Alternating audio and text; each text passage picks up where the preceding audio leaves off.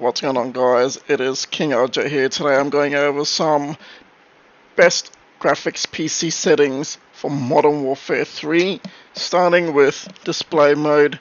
Now you can have the option of gone windowed, full extended window, or full screen borderless. I just like to have it on for full screen borderless.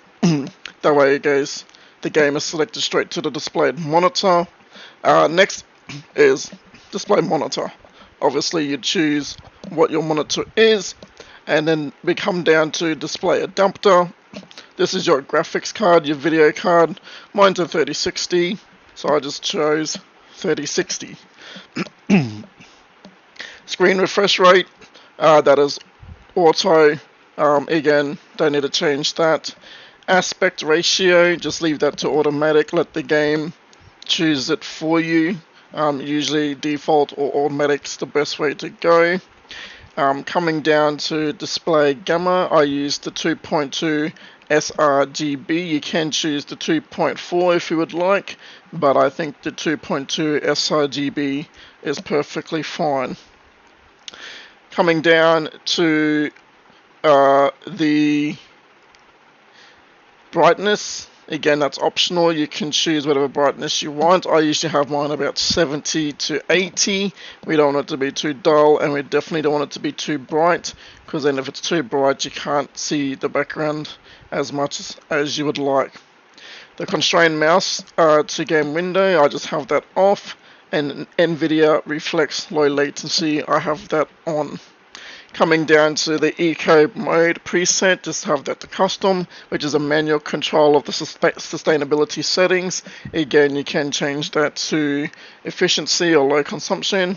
Again, I just let the game do its thing and have that set to custom. VSync gameplay and VSync menus, have that both turned off. We don't want it to overpower our desktop to where our GPU and stuff is struggling. We just let the game do its thing, so we both set them both to off. Custom frame rate, you can change it to custom or unlimited. Again, I just have it to unlimited. Frame rates are tied to your computer's performance. We definitely want performance just a little bit more than the graphics itself. Menu render resolution, I have that to native. You can change it to optimal or maximum, but just having it set to native, it just no reduction at all. Pause game rendering, I just have that set to off. And come down to focus mode, you can choose different displays on this one. I just set it to 90. Again, just let the game do its thing for you. This is important. Global quality, the graphics preset, I just have to set to custom. You can drop down and go to minimum, basic, balanced, ultra, extreme, and custom. Again, I just have it to custom, so it manually defines the quality settings and the values. Render resolution, keep this at 100. Do not change this. This is very important. You don't want to have it too high where it's taking on the RAM, the VRAM, where it's overpowering it and having to fry your PC. Dynamic resolution, set that to off. Upscaling sharpness, you can choose your NVIDIA's. I just leave this to the Fidelity, so it enhances the sharpness of the image. And if you could drop down here, show more, drop that to 80, which is the perfect strength for the sharpness. Path tracing and ray reconstruction, I just have the set to off. We don't want to have to turn that on. VRAM scale and target, again 80. It's to do with the experiencing and the hitches. Consider closing other unused applications, allowing settings target. So it puts more strain on your PC in general. Variable rate shading, have this set to on. Texture resolution, have this set to high. So we bring out the textures of the game and see things a little bit more clearly, rather than have the shading still loading when you load into the game. Texture filter anisotropic, have this set to normal. Depth of field, have this set to off, which is your camera lens simulation that adds blur to out of the focus regions. We don't want the blur while we're aiming down sight, so again set this to off. Detail quality level, again put this to low so we get a better contrast of the background. Particle resolution, set this to low as well. Bullet impacts, we have this set to on. This draws effects when bullet impacts are used on surfaces, so you see the bullet impacts when you're shooting on the background on surfaces, mainly walls. Persistent effects, have this set to off. Shader quality, put this to low. On-demand texture streaming, we have this set to off. Local texture streaming quality, again, just let the game do its thing. Put this to normal. Shadow quality, we want it to be low. Again, you can select the higher resolution, sharper, and higher quality shadows. And it also affects the cache size of spots, lights in the shadow. Screen space shadows, have this to off. Ambient occlusion, have this off as well.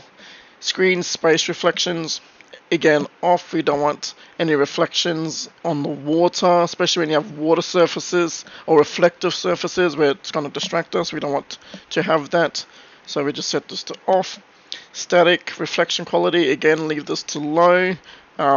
This reflects the images of like photos and stuff on the wall. Tessellation off. Volumetric quality, set this to low. Deferred physics quality off. Weather grid volumes off, and water quality off. Switching over to view, your field of view, again this is optional, usually around about 90. You can full max it out to 120, but I think 90 is a good field of view for me. Again, this is optional, you can have it set to whatever you prefer.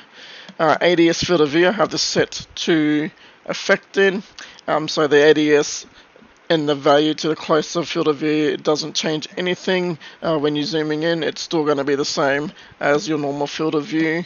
Weapon field of view, leave this to default. Third person field of view, 90. Field of view for your vehicle, just have to set to default. World and motion blur, we want this off. We don't want any motion blur in the game. This is when you're turning and things in the background start to look a bit blurry. We don't want that. Film grain, we want this to be set to 0.00.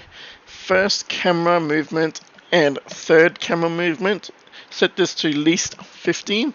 Lowering the setting can help lead to motion sickness for some players. So you know, like the spinning and all that stuff. Third person ADS transition, we have this set to third person. Spectator camera, game perspective. Use the camera corresponds to the player's perspective, corresponding to the first or third person view.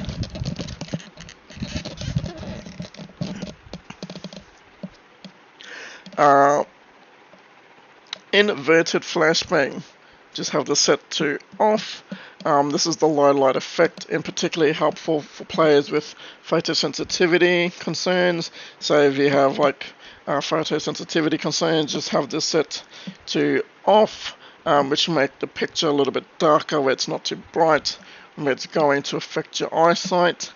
And that is my graphics settings, guys, for Modern Warfare 3. If you did enjoy this video, drop a like, subscribe, and share it out so we can help other players become better at Modern Warfare 3 with their graphics, and that way you get the most out of your PC. Appreciate it, and I'll see you guys in the next one.